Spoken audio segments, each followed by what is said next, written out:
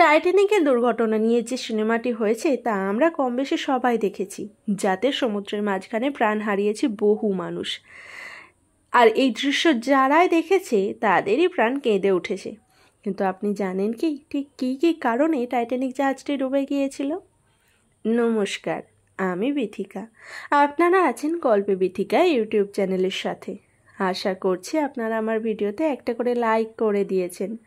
আজকে আমি আমার ভিডিওতে টাইটানিক জাহাজের বিশেষ কিছু তথ্য আপনাদের সামনে তুলে ধরার চেষ্টা করব।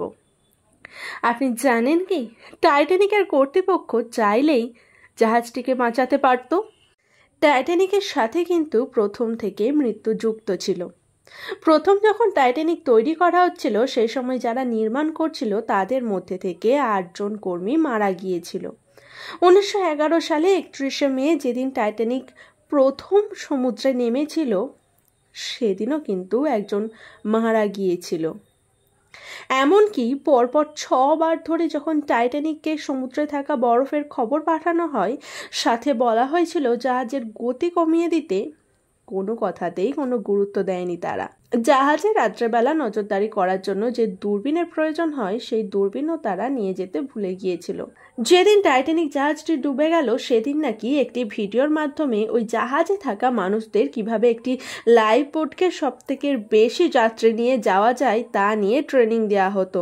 সেটাকেও ওই জাহাজের কর্তৃপক্ষ শেষমেশ বাতিল করে দেয়। এত সব কিছুর জন্যই হয়তো টাইটানিক ডুবে গিয়েছিল। প্রথম যেদিন টাইটানিক ডুবে যাওয়ার খবর কাগজে বেরিয়েছিল তাতে মানুষের মৃত্যুর খবর বের হয়নি, কারণ তারা কোনো সঠিক খবরই জানতো না ঠিক কতজন মারা গেছে বা আদেও কিছু মানুষ মারা গেছে কিনা। পরে খবরে যখন মানুষ মৃত্যুর খবর শুনেছিল তা শুনে মানুষজন পুরো আঁতকে উঠেছিল। সমুদ্রের জলের তাপমাত্রা ছিল -2 ডিগ্রি, তাতে মানুষ কিছুক্ষণ থাকলেই মারা যেতে পারে। কিন্তু ওই জাহাজের হেড শেফ তিনি নাকি ওই জলে প্রায় 2 ঘন্টার মতো সাঁতার কেটে বেরিয়েছিলেন উদ্ধার হওয়ার আগে পর্যন্ত। তার কাছে যখন এর কারণ জানতে চাওয়া হয়েছিল তখন তিনি একটি ইন্টারভিউতে জানান তিনি নাকি জলে ঝাঁপ দেওয়ার আগে ড্রিঙ্ক করেছিলেন। আর আপনি জানলে অবাক হবেন হয়তো, এই জাহাজ ডুবে যাওয়ার কথা 14 বছর আগেই এক লেখক তার বই দ্য রেক অফ দ্য টাইটানে লিখে গিয়েছিলেন। আরও এক আশ্চর্যের ঘটনা হলো ওই বইয়ে জাহাজ ডুবে গিয়েছিল এপ্রিল মাসে আটলান্টিকে, আর এই টাইটানিকও ডুবে গিয়েছিল এপ্রিল মাসেই আটলান্টিক মহাসাগরে। এমনকি বইয়ের জাহাজ আর টাইটানিক একই দেখতে ছিল।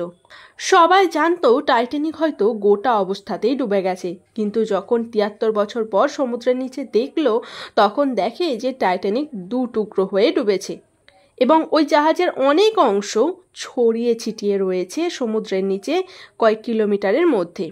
জানেন কি বরফের চায়ে ধাক্কা লাগার মাত্র 37 সেকেন্ড আগে জাহাজের যে প্রহরী ছিল তারা দেখতে পায় বিশাল বরফের ওই চায়। ওই কয়েক সেকেন্ডে অনেক চেষ্টাও করেছিল জাহাজটিকে ঘোরানোর জন্য, কিন্তু বরফের সাইটের একটা অংশ জাহাজে ধাক্কা লাগে আর সাথে সাথেই জাহাজটি ডুবতে শুরু করেছিল।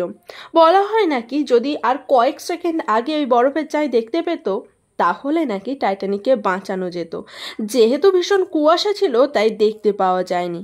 টাইটানিকের ভিতরের স্ট্রাকচারটি বানানো হয়েছিল লন্ডনের এক হোটেলের আদলে। ওই হোটেল কিন্তু লন্ডনে এখনো বর্তমান। ওই জাহাজের মানুষের পাশাপাশি অনেক কুকুর এবং বিড়ালও যাত্রা করছিল ওই জাহাজে। তার মধ্যে থেকে মাত্র 3টি কুকুরকেই বাঁচানো সম্ভব হয়েছিল এবং একটি রিগেল নামে কুকুর ছিল যে অনেক মানুষের প্রাণও বাঁচিয়েছিল। পরে ওই কুকুরটিকে নিয়ে খবরে অনেক চর্চাও হয়েছিল। অনেকের মতে এই খবরটি মিথ্যে। টাইটানিককে যে জ্যাক এবং রোজের ভালোবাসার কাহিনীটি দেখানো হয়েছিল সেটি সত্যি, তবে ওই কাহিনীটিকে একটু অন্যভাবে দেখানো হয়েছে। ওই জাহাজে ইসাডার এবং ইডা নামে 2 দম্পতি ছিল। তাদের বিবাহিত জীবন ছিল 41 বছরের।